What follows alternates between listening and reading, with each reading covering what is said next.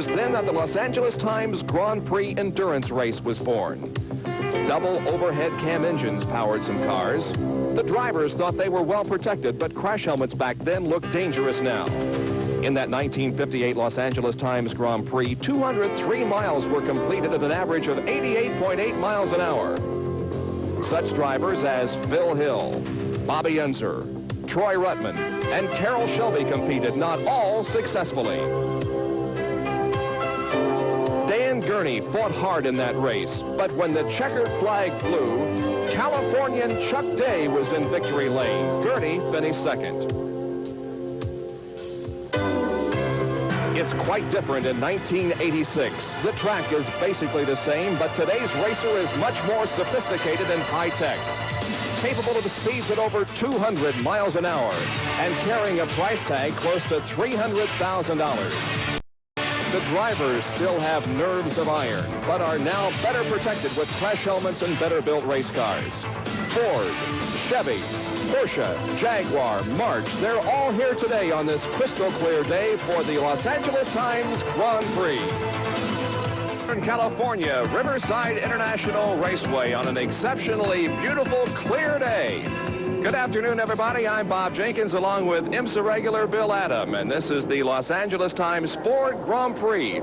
Now, these drivers sometimes compete for 24 hours, sometimes for 12. Today's race is a 6-hour endurance, Bill. Well, it's still a 6-hour endurance race, but because of the nature of this race, in particular the track, it's basically going to be a sprint. You have to run a very, very fast pace, and it will see a record average today. Now, we have talked about the parity in NASCAR racing this year. There is also parity in IMSA racing. We have had a different winner in each race this year. Without question, the best series of Campbell GT races I have ever seen. Not only different winners in each of the 4 races so far this year, but we've had 3 different brands of tire win. Last year, B.F. Goodrich won this race, of course, and maybe today's going to be their day. All right, now what about this track here at Riverside? Well, even though the average speed is not the fastest that we race on in the GT series, turns 1 through 5, which is commonly called the S's, is without question the fastest series of turns that we drive on. Extremely dangerous, and it takes a great deal of precision to go down and to make a very good lap at this track. We have had some exceptionally fast speeds during qualifying here this weekend, and with more on that, let's go to our pit reporter for this afternoon, a guy who'll be down there during the 6 hours, Ron Kendrick. He has more on the starting lineup for today's race. This is to be the last year for racing at Riverside, California. As many say it is, then the IMSA cars are going out in grand style. The first 3 rows have posted times faster than the fastest qualifying time ever here. On the pole, John Paul and Whitney Gantz in the Buick Hawk, and what a difference a year makes for the Nissan. They didn't qualify here a year ago. This year they're on the outside of row 1, and in practice, they've been turning times on the straightaway in excess of 205 miles per hour. All right, thank you, Ron. Here are the GTP point standings going into today's race. Al Holbert and Derek Bell tied with 54, then Darren Brassfield with 48, and Jochen Moss with 33. Today's LA Times Ford Grand Prix is being brought to you by BMW, the ultimate driving machine. By Budweiser, Beechwood aged for that clean, crisp taste. This Bud's for you. And by B.F. Goodrich TA Radials, built for you to take on the road. We'll be back with a look at the starting lineup and to start today's LA Times Ford Grand Prix from Riverside International Raceway. Are on the track warming up for the start of today's event. And here now is the starting lineup for this 6-hour endurance. On the pole in car number 45, the Buick Hawk, driven by John Paul Jr. and Whitney Gantz. On the outside of row number 1, the Nissan GTP machine, car number 83, driven by Jeff Brabham and EFR, Elliott Forbes Robinson. In the second row, on the inside, will be to the number 7 Mustang Probe, driven by Klaus Ludwig and Tom Gloy. Outside of row number 2, the Porsche 962, number 14, driven by Al Holbert and Derek Bell. In the third row, the Mustang Probe, car number 07, driven by Lyn St. James and Pete Halsmer. Outside of row number 3 will be the number 86 Porsche 962 of Bob Wallach and Paulo Barilla. The fourth row, car number 52, the Corvette driven by Doc Bundy and Wally Donovac Jr., car 52. Outside of row number 4, Bob Lovenberg and Ken Madron, car number 46, the team car to Paul and Gantz. the 5th row, car number 68, the BF Goodrich machine, driven by Darren Brassfield and Jochen Maas. Outside of the 5th row, car number 16, driven by Rob Dyson and Price Cobb. Row number 6, the Jaguar, number 44, driven by Bob Tullius and Chip Robinson. Outside of row number 6, the other BFG car, driven by Jim Busby and John Martin, car number 67. In row number 7, Bob Aiken and James Weaver, car number 5. Outside of the 7th row, the other Jaguar, car 04, driven by Brian Redman and Hurley Haywood. And the other GTP starter in today's race, Jim Adams and John Hoskins, in the car number 00, the Porsche March. Well, the cars head down the backstretch now, and from high above Riverside International Raceway, we get set for the start. And Bill Adam, it should be an exciting start here as we get set for this 6-hour endurance contest. Well, this is a moment of a lot of thought on the part of the drivers here. Try to concentrate as much as possible, really get all of your feelings into order, not thinking about anything other than that flag that's going to be dropping in only a few seconds. With these cars in the front row, you want to have the car on boost, having that's all the horsepower available right when you want it. You drag your brake a little bit, start to get your foot on the gas pedal. The pace car moves off the track. Here comes the field off of turn number 9, and they get the green flag. The LA Times Ford Grand Prix underway, and John Paul Jr. grabs the lead at the start of the race. Here they come now up through the series of S's that you referred to in the open, Bill. There was a great example of being on the boost, as I talked about. Klaus Ludwig from the 2nd row in the very small engine Ford Probe really had that car up on horsepower, and look at how tight he stuck on John's tail. This Buick develops probably 200 horsepower more than the Ford Probe in 2nd, and yet Klaus is keeping that car right there, partly because John is running a lower boost and not using all the horsepower available, but also because he got such an excellent start. Everybody moving up through the S's. Looks like everybody moving up through there nicely. The lead is held by John Paul Jr. Right behind him is Klaus Ludwig. Here's the battle for 3rd position. That's the Nissan, driven by Jeff Brabham, now running in 3rd. Incredible. Look at the distance these two people are pulling out in that 3rd place battle. This is really unusual for an opening lap. You try to be careful. Your tires are cold. You don't want to make any mistakes. You look at them both pulling away here. And it's a long race, Bill, and you really have to pace yourself in a 6-hour endurance. Well, most of the drivers in this event are pure professionals. They're aware of this. They will pace themselves to an extent. Just rocketing down that straight. Oh, we have a car off the track. That is Don Bell, the car number 01. Now, that's one of the Camel light cars. Meanwhile, the leaders come off of corner number 9 onto the straightaway, completing another lap. We're following the number 46 car that is being driven by Bob Lobenberg and Ken Madron. Lobenberg in the car right now. That's the team car to the leader at the moment. It looks like Bob's running in 5th place, very close to Al Holbert. I think they in turn are following the Nissan of EFR and Brabham. 3rd, 4th, and 5th here up through the S's once again. Jeff Brabham, followed closely by Al Holbert there in car number 14. And then right behind him is Bob Lobenberg. 3rd, 4th, and 5th here. The leaders have pulled away. Oh, what a master Holbert is. You just got to admire this man, what he's able to accomplish. And it doesn't matter where he runs. You always pick him as one of the pre-race favorites. What a success story for Al Holbert. Of course, last year pretty much dominating the GTP circuit, but although he has run well this year, not quite as successful as last year. He only has 1 victory to his credit this year.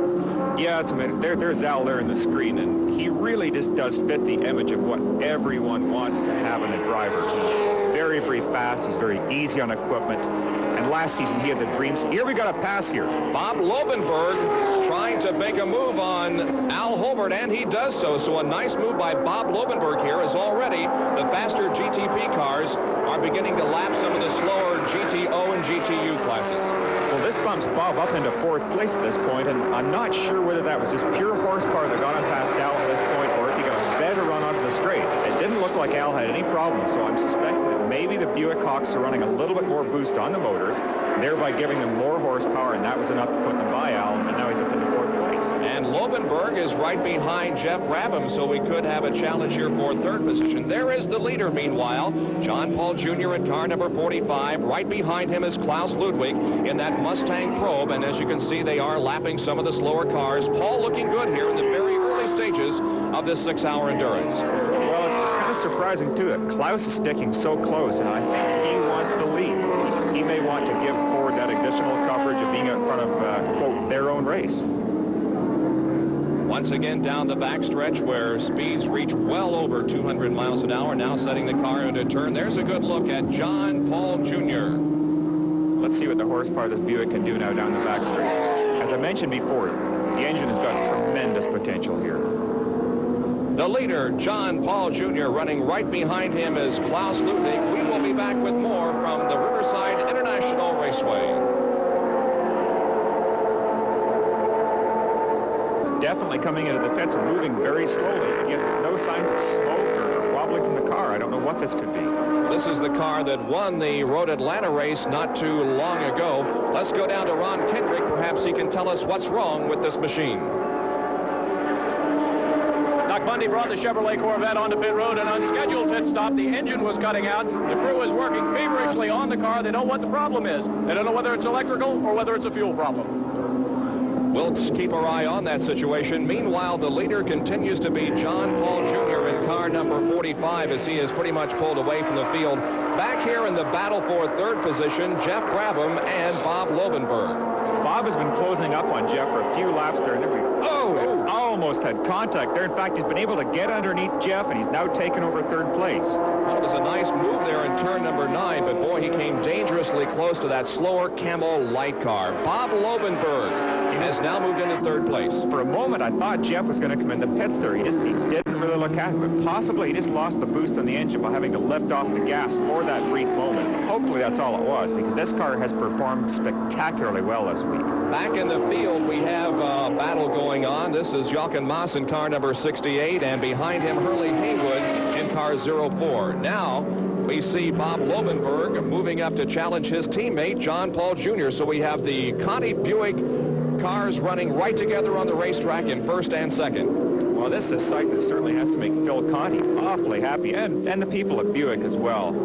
Being with them last year, that they hold a very strong spot in my heart, and it's something that just constantly amazes me how these little V6 engines that are basically taken from production blocks can get up there and challenge the pure racing engines like the Porsches. A tribute to American engineering. All right, Bill, what about teamwork on IMSA racing? Will Bob Lovenberg challenge John Paul here, or is John Paul the #1 driver and therefore should stay in the lead? Well, John is without question the #1 driver on this team, and without looking at these pictures right now, I would have said that no, there wouldn't be a challenge, but Bob is definitely closing up on John. You're going to see a pass here. Lovenberg trying to move into the lead, passing his teammate, John Paul Jr. Let's see if he gets the job done. Yes, he does. Bob Lovenberg moves into the lead at the end of the backstretch, entering turn number 9. Without question, Bob has more horsepower available at this point. Now, that's one of two things. Either he has started the race on a different boost setting, that's the turbocharger has been turned up to give more horsepower,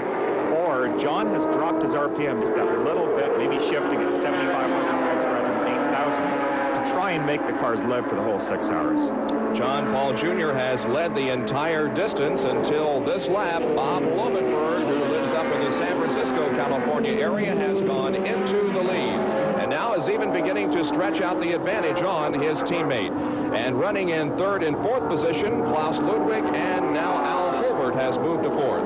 Yeah, Al is closing up too on Klaus. The initial distance Klaus is able to keep from John has really stretched now, and Al is closing up. I wouldn't be at all surprised to see him take a shot at a pass very shortly. These cars look like they're running very, very similar horsepower. Actually, the Ford Probe runs with a much smaller engine. It's, I believe, 2.1 liters compared to Al's Porsche motor of 3.2. And there is Doc Bundy, who is leaving the pits. He's been in there for several minutes and is many laps down. However, it's back into the race for Doc Bundy in that number 52 Hendrick Motorsports Corvette GTP machine. So we will be back with more of the Los Angeles Times Ford Grand Prix from Riverside International Raceway right after these messages. Very mysterious. There was no signs of smoke or any impending problems from this car, and I really don't even know what it could be at this point. His teammate, meanwhile, Bob Lovenberg, continues to hang on to the lead here, and Lovenberg doing very well.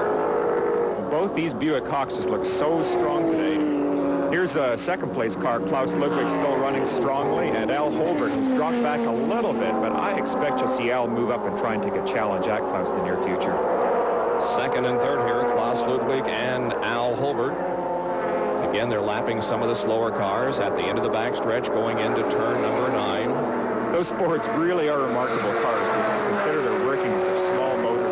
Oh, unfortunate there. Al just got blocked by one of the slower GTO cars. You can see in a turbocharged car when somebody gets blocked, they have to lift their foot off the gas, and that's what causes the flame out the back, just raw fuel getting into the hot exhaust pipe. There's a look at Klaus Ludwig. I would imagine that running on this type of racetrack with these slower GTU and GTO cars really presents a problem at some point. It can, particularly down through the S's here, because after turn 2, which is the right-hander that you see after the pits, it's a case where you lift your foot off the gas, and then for the balance of the S's can run almost flat out. Jeff Brabham has come into the pits in his Nissan GTP machine. They're going to work on it, changing the tires and refueling the car. Meanwhile, John Paul Jr. remains in the pits, but it appears as if they have the car running again. And yeah, he is going back onto the racetrack. So hopefully they have the problems corrected in that car. John Paul Jr. re-entering the race. Yeah, I hope so. Again, there's no smoke out of the engine, there's no oil, and everything looks like it's okay. I suspect that it's maybe a suspension problem at this point. John's accelerating strongly back down the S's here. No, actually, he's not. It looked like he was slowing a bit there again. We go back and check on this battle for second and third position, which is a very good one now. Ludwig just leading Al Holbert by inches. Holbert appears is going to make a move on him. Well, he looked like he was going to, but had to back off for the corner. That's great.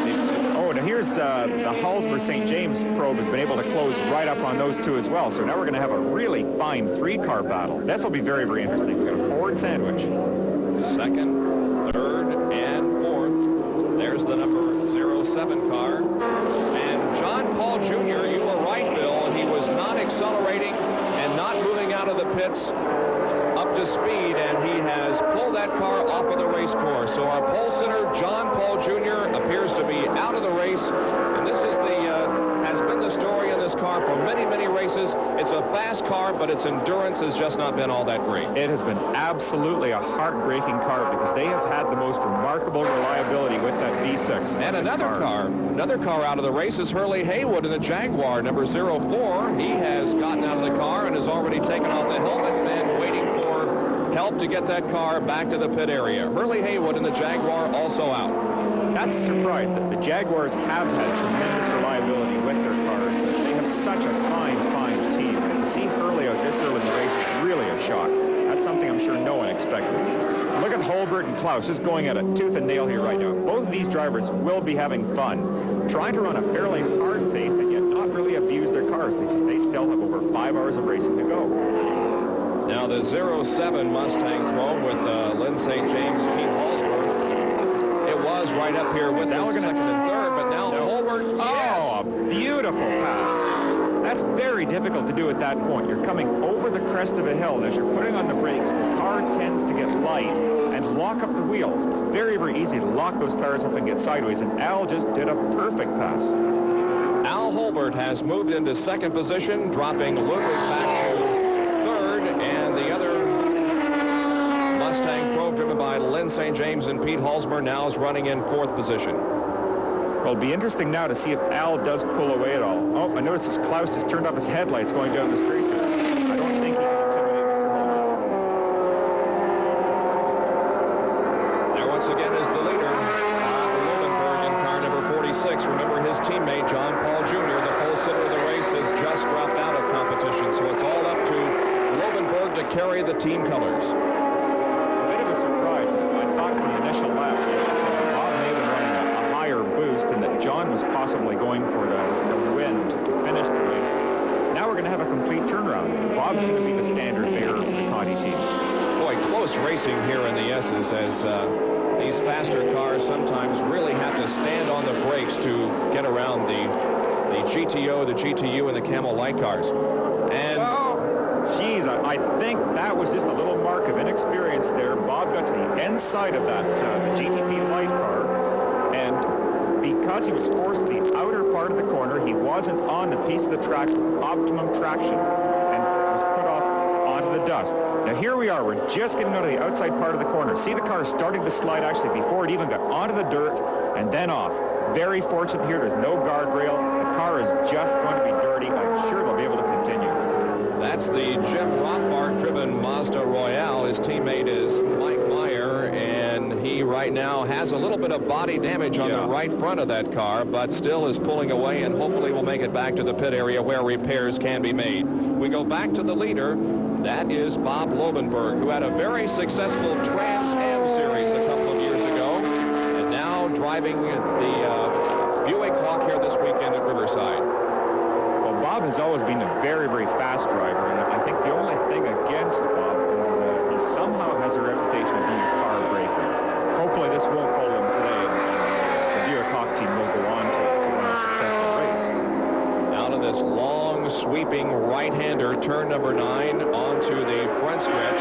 Very short front stretch. There is turn number 1, and then up to the series of S's. Bob Lobenberg leading the Los Angeles Times Ford Grand Prix here at Riverside. Oh, here is Jeff Brabham into the wall. We saw him in the pit area not too long ago, but now this Nissan GTP machine rests against the outer wall, and it looks like it's all over for Jeff Brabham. I suspect that they've been having some sort of a suspension problem. You can see from the car there really isn't any damage to indicate a severe impact with the wall, and that's the outside wall.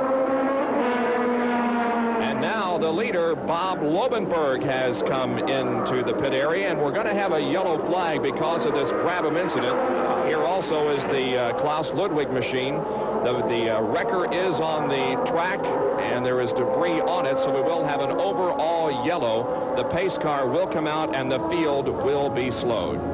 So we will be back to resume our coverage of the LA Times Grand Prix. Right now, Lyn St. James and Pete Halsmer shown as the leaders. Nissan is out of the race, and so is John Paul Jr. Let's go to Ron Kendrick.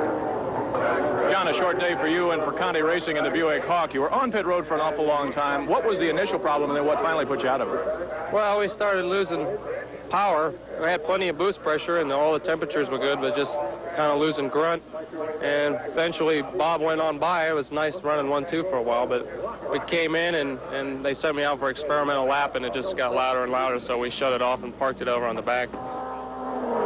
So it's over for John Paul Jr. Al Holbert is our leader here as the green has come back out, and John Paul Jr. hopes to have a ride at the Indianapolis Motor Speedway this year in the second March factory car. We'll be watching that during the month of May. Meanwhile, Al Holbert in the Lowenbrow Porsche is setting the pace here at Riverside. Well, once again, we've got the old master of IMSA back at the controls, and it looks that you can't count Al out. You let him sit back, and here we are early in the race, and already he's got a lead.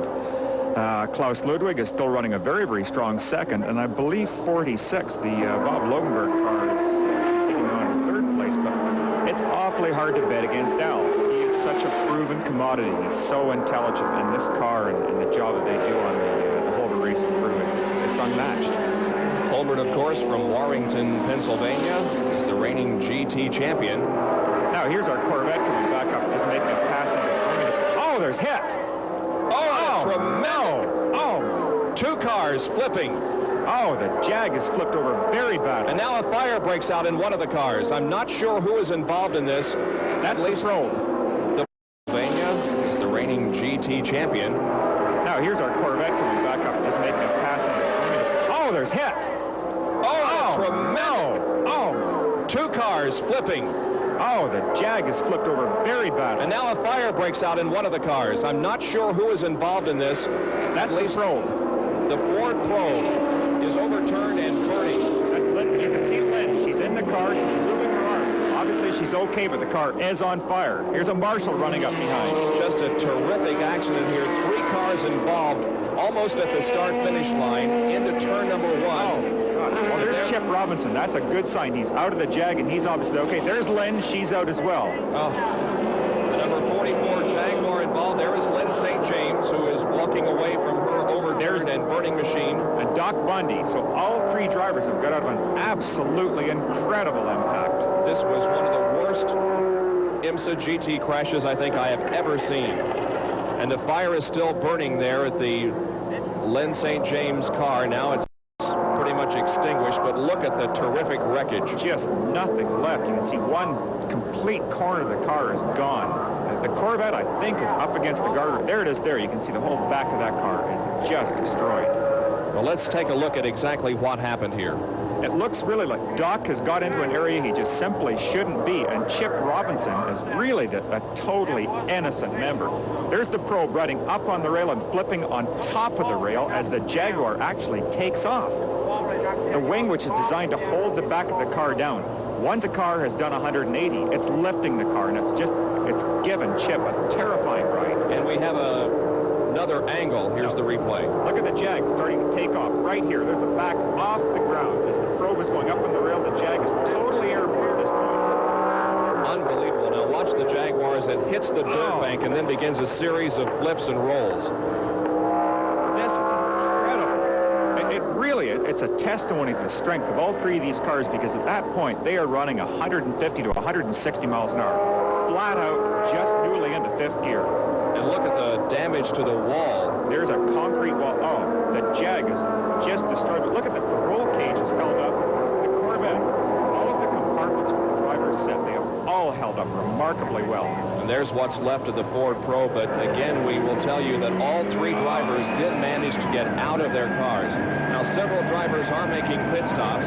Here is Jim Busby carrying our in-car camera, moving back out onto the racetrack after having made a pit stop. And it looks as if we have another fire. I think that's the Probe. It's caught fire again.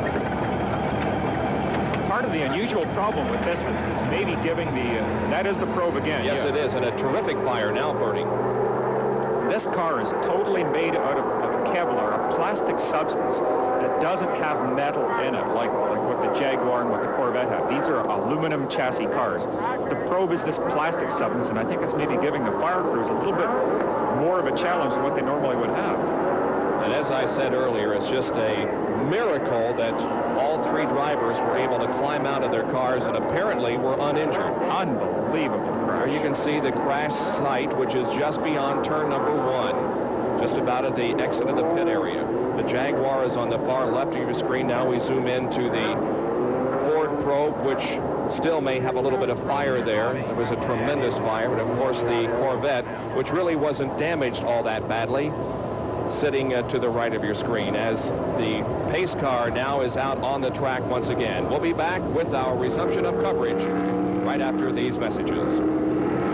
Now we have a little bit of wind kicking up. I guess in the Midwest we would call this at least a mini tornado, Bill. Yeah, it just might be the ultimate turbo, getting a lot of boost right there.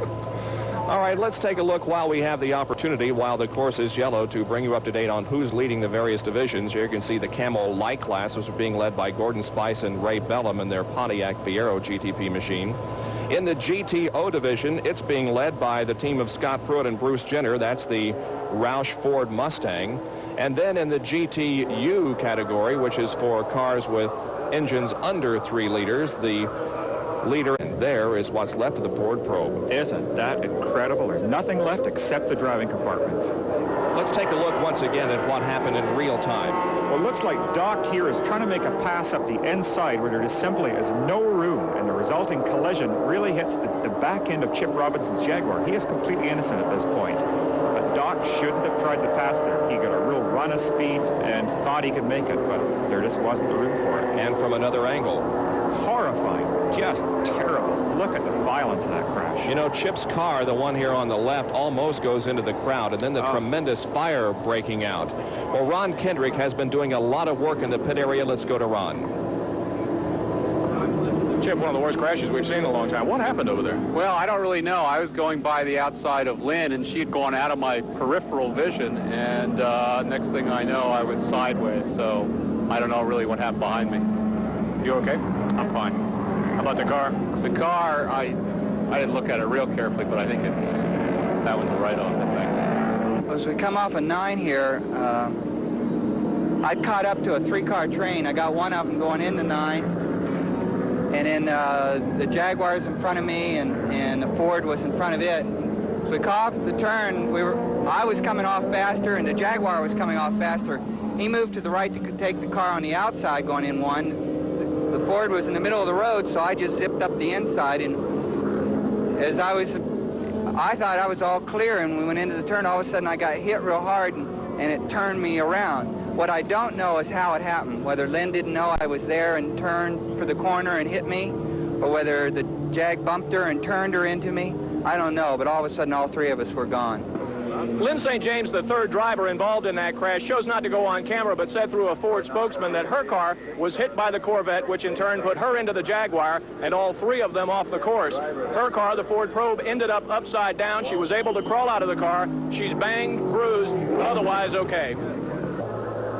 He looks going awfully slow. Ah, there's a good reason for going slow. He has no left front wheel. He's in turn 9, is going to make it back to the pit area. That's Brill, and there's the tire that has come off that car.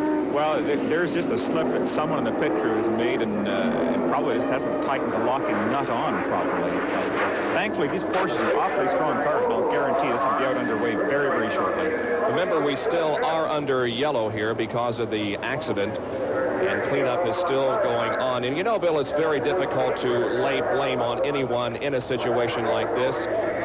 It's just one of those things, and it's racing, and it's something that you have to accept in the sport. Without question, the Bayside crew is one of the top crews in the Camel GT series, and this type of thing happening, it can be something as simple as just a stone lodging that keeps the wheel a little bit away from the locking position, doesn't allow it to get tightened down fully. So there you can see the field behind the pace car. We'll be back to resume our coverage of the LA Times Grand Prix from Riverside. The International Motor Sports Association present a track fact. This little wheel, as innocent as it looks, actually can change the horsepower on a Camel GT car by as much as 200 horsepower. What happens by turning it is it increases the pressure that a turbocharger can put through the motor, thereby giving a driver a great deal extra horsepower. 1985, these were inside the car and have now been moved outside, only can be changed at a pit stop by the crew. What this does is take away any advantage the driver can have by turning the wheel up at a very opportune time, thereby making all of the Camel GT cars much more equal. We're at the Los Angeles Times Grand Prix at Riverside International Raceway, and we are still under a yellow because of the accident involving Doc Bundy, Lyn St. James, and Chip Robinson. All three drivers okay, but a terrific accident here on the main straightaway just outside of turn number 1. Now, the cars are getting ready to take the green. They will do so on the backstretch. The pace car is pulling off. The green is out, and Klaus Ludwig in the number 7 car is the leader. Here he comes down the backstretch, headed for turn number 9. Just really in the picture all by himself there, and I guess it's one advantage that you have and you really don't think about by being able to start in front of some GTO or GTU cars. The faster cars are not allowed to pass anyone else until the green drops, but the leader, since he has no one in front of him, can get his foot on the gas very, very early, and look at this lead, substantial lead. In second position is Rob Dyson and Price Cobb in number 16.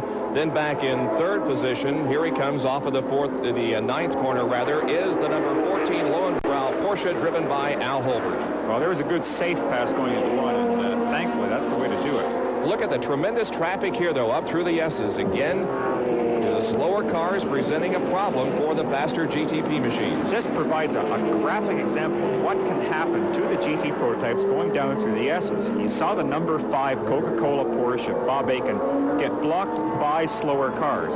With the GTPs, you're off the gas, thereby you lose the boost, lose the additional horsepower advantage that you have, and that'll probably cost them 5 or 6 seconds in one lap alone. Darren Brassfield in car number 68, the B.F. Goodrich Porsche 962, is running in 4th position. And here's the number 5 car, which is running in 7th at this point with James Weaver. They've run very well this year. I've been very, very happy for Bob Aiken's team. And of course, the victory at Sebring just highlighted a tremendous season to date for them. I'm sure they're hoping they can follow us up to a good finish today. Weaver a little high there, it appears, in turn number 9, but threw it nicely. He is from Andover, England. Of course, the teammate Bob Aiken, his Porsche 962. This car currently running in 7th place.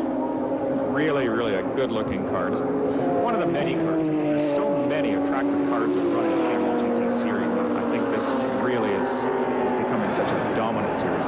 And we have now now the in-car camera. We're in the Jim Busby, John Morton BF Goodrich car number 67.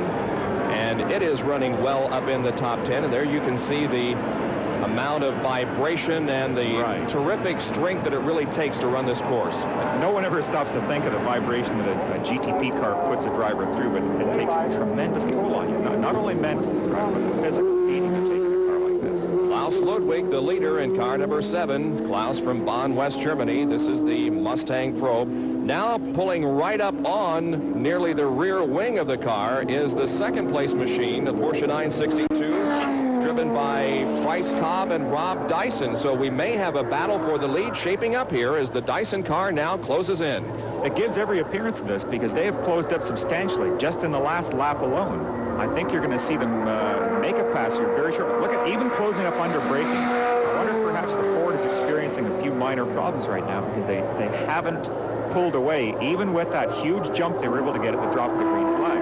I expected they'd be able to establish a good lead, but in fact Dyson and Cobb have caught right up on them. Good coverage from the Goodyear blimp, showing you turn number 9. And here we go as Cobb continues to close in on the leader and now makes a real threat up through the S's. Pulling up very close down through here.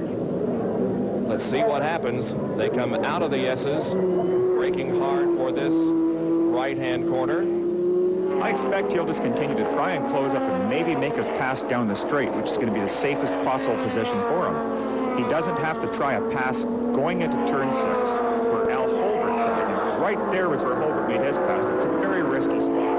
Straight line comparison, you can use the additional horsepower that a Porsche can give you. Oh, he's awfully close, just setting up. Here we go. Let's see what happens. I think he'll stay on his tail here and try it down the straight. Just follow him through this next corner, keeping it very neat, very tight on the tail, and try and get a good run out of the straight. Now they the gas here. They come onto the backstretch right after this series of turns, and that's when we anticipate the pass. You notice, too, that Holbert has also crept up on the back. And here, I think, is where the Dyson Porsche may try a pass. Good 3-car race. Now let's watch Dyson Cobb machine moving to the inside and, yes, taking over the lead. Excellent. Good, safe pass. Very, very well done. You can get very deep into turn 9 before braking. No chance for Klaus to retake the lead. And in fact, Holbert has closed up substantially, too. And I think you'll see Al probably do the same thing.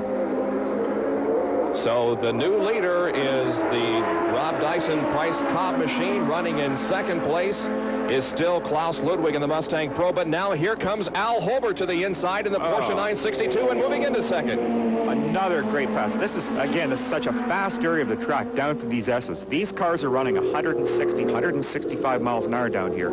And it looks from our telephoto shot here, it's fairly simple to do. In fact, it's absolutely frightening. First 3 positions right here running together on the racetrack. A terrific race. It is Rob Dyson and Price Cobb first, followed by Al Holbert, and then Kendry back at Riverside International Raceway for the Los Angeles Times Ford Grand Prix 6-hour endurance race for IMSA cars. The situation is that Price Cobb here in car number 16 is the leader. However, right behind him is Al Holbert in car number 14, and we could see Holbert make a move here quickly. I think you're going to do it. Here it is. Just incredible for a race this long to get this sort of excitement. It's fantastic racing. Holbert moves into the lead, dropping Price Cobb back to second place. And as you've indicated all race long, you never want to count Al Holbert out of an event. This really is turning out into a 6-hour sprint rather than being a pure endurance race. Normally for a race, you run at a 90% capability. You try and save your equipment, you save yourself, and you try not to run very hard. Today we've got an extremely fast pace. People making passes constantly. They're just going on and on and on. Spectators, they just love this. Al Holbert leading now. Price Cobb, who is running in second position, really isn't the normal driver on the Dyson team, but the regular driver, Drake Olson, has another commitment this weekend, and that's why Price Cobb is in the car. Well, it's good to see Price here. Price is an old friend of mine, and not old chronologically because he's a young man, but fortunately I've had the pleasure of his friendship for a number of years. And He really was very fortunate last year to get a call by Rob Dyson, and I think is rewarding Rob's confidence in him by showing us some extremely fine abilities. Watching the number 77 car, which is leading the GTO division. This is being driven at the moment by Bruce Jenner. It is running 8th overall. This is, of course, the Jack Roush prepared car, and what a terrific story for Jack Roush in IMSA racing. Unbelievable. I think Jack Roush is just one of the absolute geniuses in the Camel GT series. This thing is so reliable. Here's another very, very interesting car, this new Spice Engineering Fiero.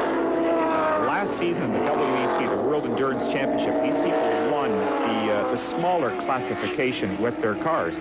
Now they've come to North America, and the Camel GT series is the benefit of their engineering. We're seeing a beautiful, beautiful little machine, very well driven, very well prepared. And you know, this is a rather interesting division of racing also. It allows you to get into big-time IMSA racing, but these cars... little contact right there between Joe Vardy and that Porsche, just entering the back straight. I was saying you can get into IMSA racing, but it doesn't cost nearly as much money for one of these Camel light cars as it does for a full GTP machine. Much less. The Porsche 962s are somewhere around $270,000 to buy. Just an incredible amount of money, whereas a GTP light you can get in for about $100,000. Still very expensive, but a heck of a lot less.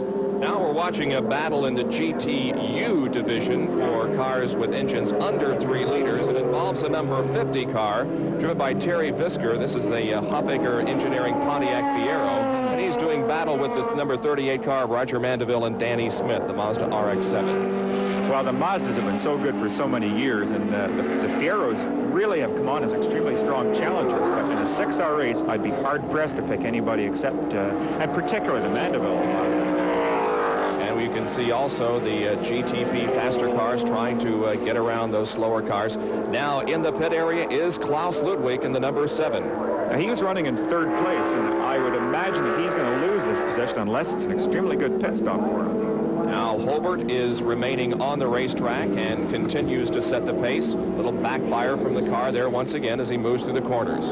Yeah, again, for the viewers, it's not really anything to worry about. That is just the turbocharger letting raw fuel into the exhaust pipe just for a brief second. It doesn't cause any damage at all. Ludwig in the Mustang Probe beginning to move away once again and rejoining the race. Klaus Ludwig moves back out onto the racetrack. And in 5th spot.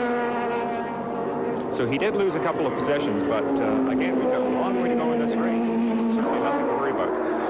And Bruce Jenner has come into the pit area, and we're getting a driver change here as his teammate Scott Pruitt, who is a former go-kart champion, steps into the car. And also moving into the pit area is that Camel light car that we spoke about just a few moments ago, driven by Gordon Spice. Oh, what a great-looking little car that is. Very, very pretty. We got something happening here at the S. Well, we have a car that has gone off the course. It appears to be the number 90 machine, which is driven by Les Delano.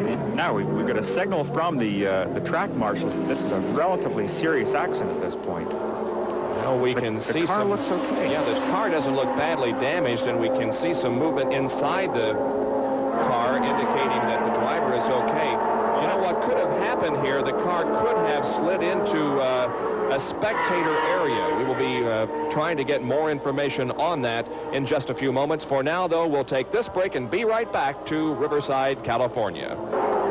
Speculated before our commercial break, the number 90 car, Les Delano, did get into the crowd, and this 12-year-old boy has been injured and is being removed to the hospital. We understand he is Andy Struppler, and his injuries are unknown at this time. Meanwhile, we take a look at the GTP cars that are still in the race. There you can see the rundown of them. And still, Bill, we got a lot of laps to go and a lot of good machinery still in the event. A tremendous amount of good machinery. Very, very strong. And here's two of the very best right here. The Holbert Bell, the Lowenbrow Porsche, and the Bayside Racing Porsche 962. We are under green once again. Derek Bell is the leader. Right behind him, though, is the car driven by Paulo Barilla. Just look at these guys. They're serious. Just flying down the S's. Oh. Barilla sneaks by Al Holbert, and so Paulo Barilla in this Bridgestone Bayside Porsche 962 has gone into the lead. Well, that was a combination there where Al had to be a little bit cautious in trying to pass a GTP light car and again got off the power, losing that boost.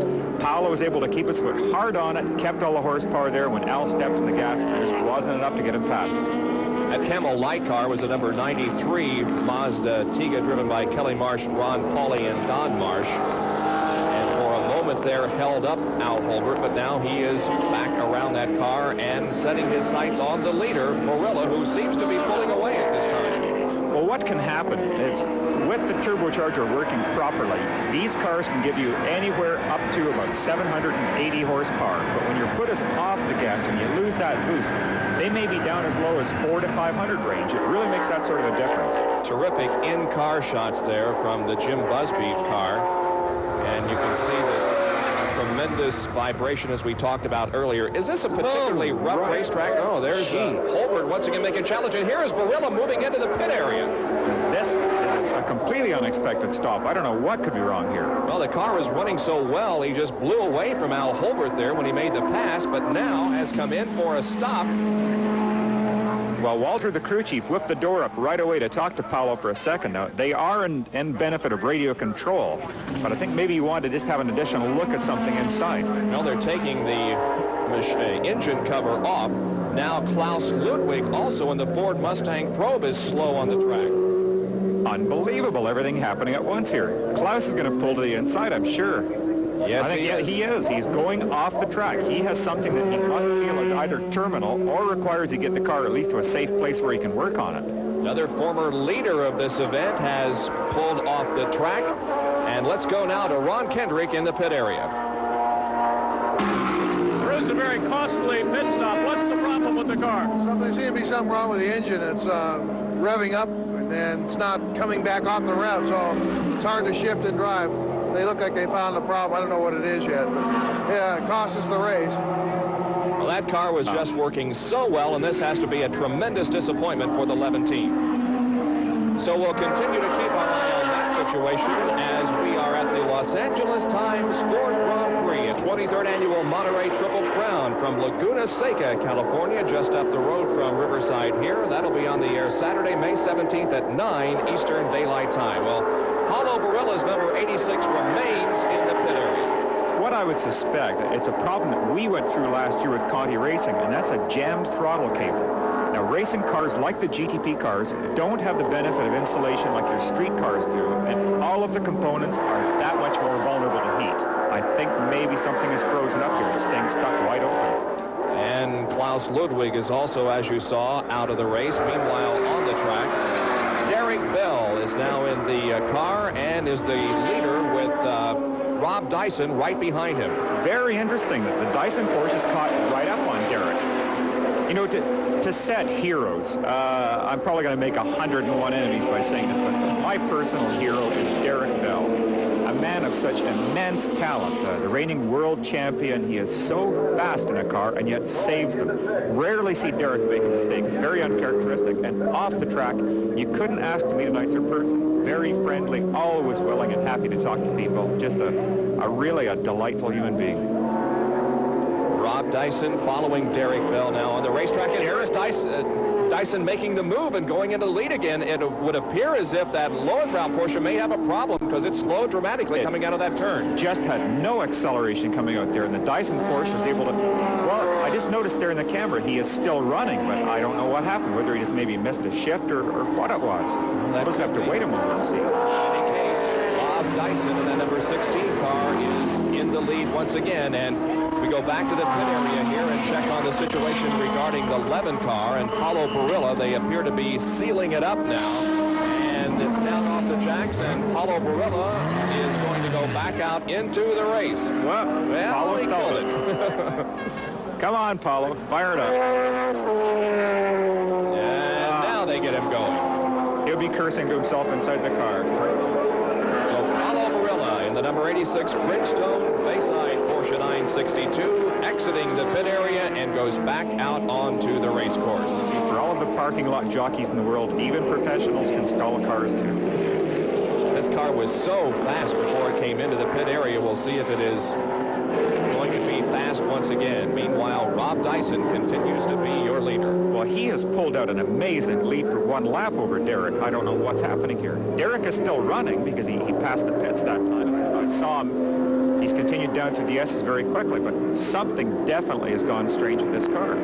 He is not running as well as it did earlier. Going awfully slow here. Oh, now he's stopping. What is he doing? He missed the entrance to the pit area, but just as he crossed the line, he slammed on the brakes and now turns into the pit area, but of course he's going the wrong way. No, he could get penalized for this. I do hope he doesn't carry on backwards on the track at that point. For him to come down the pit road the wrong way would be an instant penalty. So Rob Dyson is the leader. There he is, moving down the straightaway. Oh, and getting close to, in fact, bumping one of the slower cars there at turn number 1. That's the same area of the racetrack that we had that terrific 3-car accident earlier. That just had the potential of doing exactly what we just saw. Absolutely unbelievable twice in the race. But Dyson survives, and so does the other car. It didn't spin off course, but boy, it could have been a disastrous situation for both drivers and cars. Oh, having just seen that horrendous accident, just witnessing that, that's frightening. Meanwhile, they're pushing the Derek Bell car behind the pit wall. This looks like it could be a terrible situation and a tough break for Al Holbert and Derek Bell. Let's take a look again at the situation right at turn number 1. Well, again, not having the room to go through and literally forcing your way through. I think they were almost led into that situation by the Corvette being very wide in the corner. He thought he had straight path, but at the last minute, you saw him drop his inside wheels onto the dirt to try and get that extra little bit of space. Thankfully, the Corvette was well driven, and the impact did nothing more than just give each driver a bit of a thrill for a moment. That was a Knowles Morrison McConnell Corvette, number 87, that Dyson had contact with. Now he moves to the inside of a slower car here in corner number 9. Well, that says something for the strength of both cars, aside from the driving talent being shown in both cars.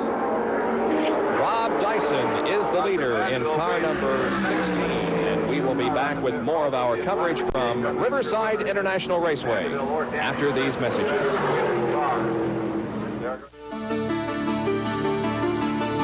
The BM Cobb, who is waiting to replace Rob Dyson. The car is expected in the pit area in a few laps, and Price Cobb will be relieving Rob Dyson. Moving into the pits right now is the 00 car, driven by Jim Adams and John Hoskins. We are almost 5 hours into this race, 4 hours and 44 minutes to be exact. Well, I think this Wynn-sponsored car gets the award for the wildest paint job of the race. And there is the Bob Aiken James Weaver, number 5, now running in 7th position.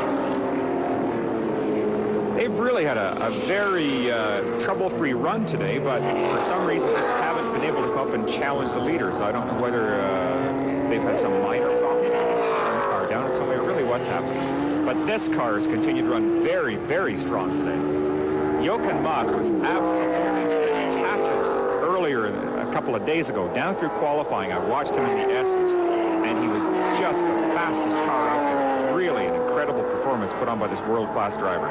This is one of the B.F. Goodrich Porsche 962s. Jochen Mass now running in 5th place. Jochen Mass has been a driver that's been around for a number of years and has driven such a variety of cars, right from the Formula 1s to the GT prototypes. Anything he touches, he does well in. Rob Dyson, once again, who is the leader, but remember, he is expected in for a pit stop soon and will be replaced by Price Cobb. Right now, he's moving that number 16 car up through the S's, braking heavily for the right-hander. And this will be a sweet victory for this team if they can hold on. Well, I'm sure they're hoping they can. They just suffered some terrible, terrible pain earlier in the year when at Miami, Drake Olsen had a very bad crash in one of their cars. Fortunately, without injury, and again, a testimony to the car's strength, but literally destroyed their car at the Grand Prix. Now, here it looks like we're going to have Derek Reed. You know what I think has happened? The speed of the car right now, which is just about 0. I think they have some sort of a gearbox problem where they have lost 2nd and 3rd gears. That would explain the car still having good speed down through the S's, and yet when it comes out of these slow corners or leaving the pits right now, it has no acceleration at all. Looks as if, though, Bell is trying to get that car back onto the racetrack. Meanwhile, once again, we're following the leader, Rob Dyson, in car number 16. And there is the Lowenbrow Porsche now being driven by Derek Bell, moving slowly through the corners and obviously still having problems. Right. There's no signs of mechanical problem from the engine itself, so I would think it would be transmission related. Once these Porsche motors, or in fact any turbocharged engine, gets very low in RPM, you lose tremendous amounts of horsepower. It feels like you're driving a street car. Oh, now here's a 711 Ford having problems. Yeah, this was the leader of the GTO class a few laps ago, but for now, Scott Pruitt and his teammate Bruce Jenner have some problems. They are in the pit area, but at the far end of pit road, so they're going to have to push that car back to their assigned pit area. GTU class now being led by Baldwin and Miller combination. That'll be a GTO class. And into the pits, the number 67 machine, the BF Goodrich Porsche. That, of course, driven by Jim Busby and John Morton. We have the in-car camera working as the car moves out of the pit area back onto the track. This is always an interesting shot. Even from a driver's viewpoint, I was fascinated years ago when they first got the in-car cameras working properly. And it really does give the viewer a very good idea of what it's like on the track. There's no way to give a totally accurate feeling of what it is because you're missing the vibration, the noise, just the real sense of speed. But watch the vibration through the steering wheel here. You can see the tremendous pounding that you take.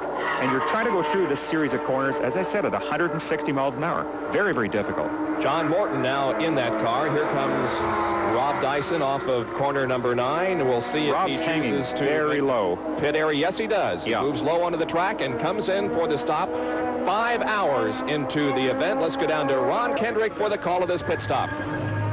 Rob Dyson brings the Porsche 962 to a stop for what should be their last pit stop of this 6-hour event. Crew goes over the wall, tires being changed. They will also make a driver change.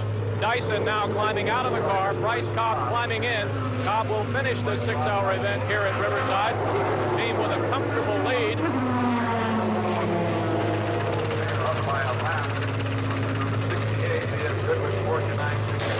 Dyson helping Cobb buckle himself into this Porsche 962.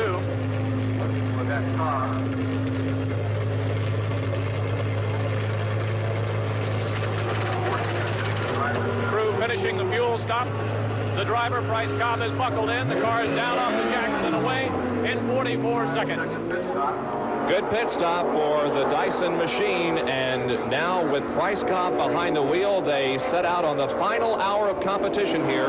We'll see if they can hold on to the lead. Well, an excellent stop. Oh, no. It looks like Derek is going Derek's dropping off. This is halfway down the back straight, I believe, and it looks like he is absolutely done for the day. Well, it's been an up and down day for this team. They led for a while, but in the last couple of hours, they have been plagued with what appears to be transmission problems. There is Rob Dyson. He's hoping the team can hold on for the win here this afternoon. We'll be right back. Well, the 5-car Raceway in its final hour now, and the leader continues to be Bryce Cobb in number 16. He and Rob Dyson hoping that this car can hold together for the final about 45 minutes now, and they can pull off a victory here. Well, Price is driving very well. You saw just a few moments ago that the shot just before the pit stop was made. He is very cool, calm, and collected at this point, and from his driving, he's being very precise, just not taking a chance. Derek Bell in the pit area. Here is Ron Kendrick. Derek, the car ran where it usually does, up front most of the afternoon. You got in. What put you out? Well, when I got in, I had no big vibration in the gearbox, really from I think the differential area, and Al said look out for it. But I mean, as it was, I can only use 4th gear. I couldn't get any other gears at all, so I was just driving around in 4th. And then finally coming around here, I mean, the temperature was off the clock anyway. And I came out of turn 9, and it just sort of said goodnight, and that was it. It's got to be awfully disheartening to break this late in the race after running so well. Well, it is, you know. We seem to get used to it after Sebring and now this, but at least we finished the other races.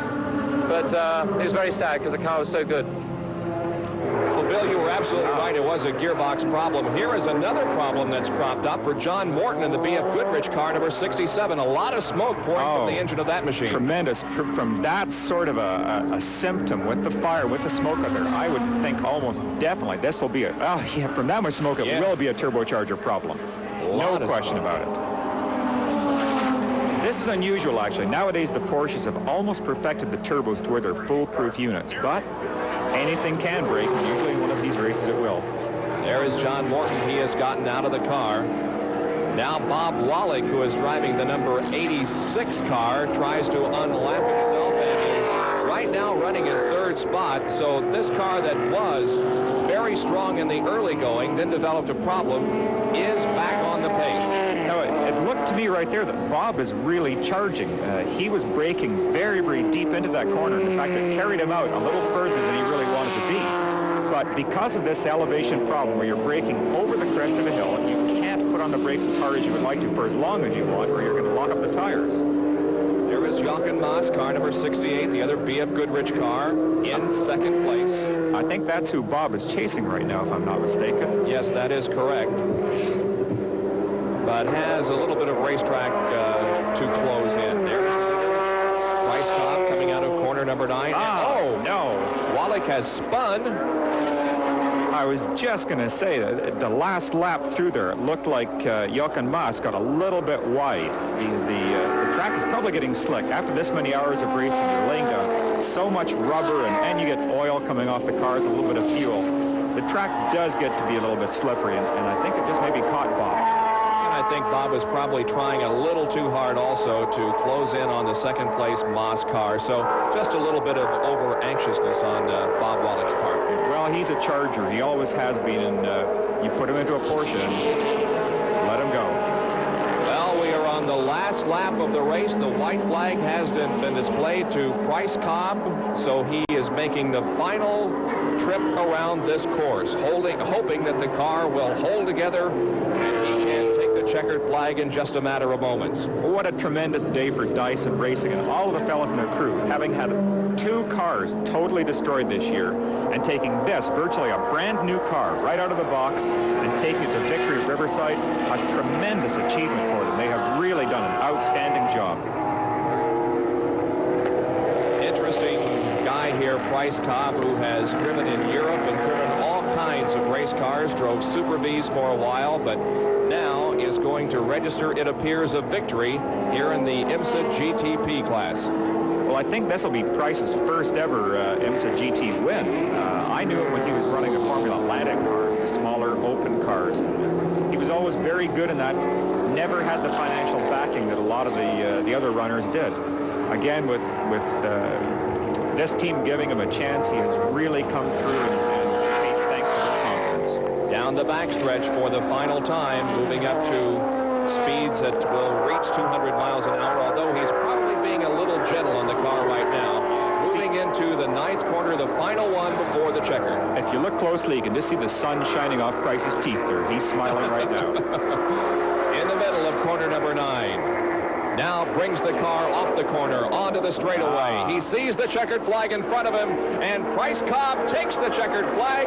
The Rob Dyson team has won the 6-hour endurance here at Riverside International Raceway. Yeah, there's relief on his face as well as a happy time. And Darren Brassfield, Jochen Mass driving the car right now, appears to be the 2nd place finisher. Here he comes off corner number 9. And Bob Wallach and Paulo Barilla, despite many problems this afternoon, including a spin in the late going, will finish 3rd. Now we move back to the other divisions. This is the Baldwin Miller GTO win. Excellent, excellent. Very, very good win for Chevrolet and for Camaro. And anytime you can beat or even run with the Roush Protofab cars, you're doing a great job, and they've got to be pleased today. And finally, the Camel Light winner will be the team of Jim Downing and John Mafucci.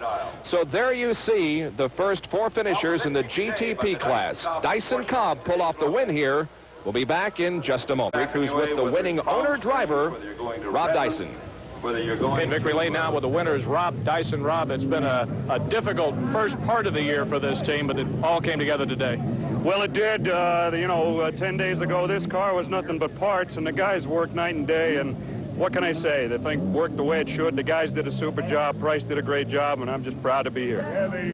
Bryce Cobb won the LA Times Grand Prix of Endurance in a Porsche 962. A race halted for over an hour because of a fiery crash that destroyed 3 of the top cars. Bob Varsha has more. Dyson and Cobb moved up steadily through the 6-hour event as mechanical problems and crashes took out those ahead of them. The day's most serious accident occurred on the 36th lap of the 3.25-mile circuit when Doc Bundy's Corvette, Lyn St. James in a Ford Mustang Probe, and a Jaguar of Chip Robinson came together in a fiery crash. Despite totally destroying the 3 race cars, miraculously none of the drivers suffered more than bruises. Mechanical woes sidelined other contending teams, including the pole-sitting Buick Hawk of John Paul Jr. and Whitney Gantz with engine problems, and series point leaders Al Holbert and Derek Bell with a broken transmission. At the finish, Dyson and Cobb won by a lap over the defending race champion BF Goodrich Porsche of Darren Brasfield and Jochen Mass, and a third Porsche driven by Frenchman Bob Wallach and Italy's Paolo Barilla. The Dyson-Cobb victory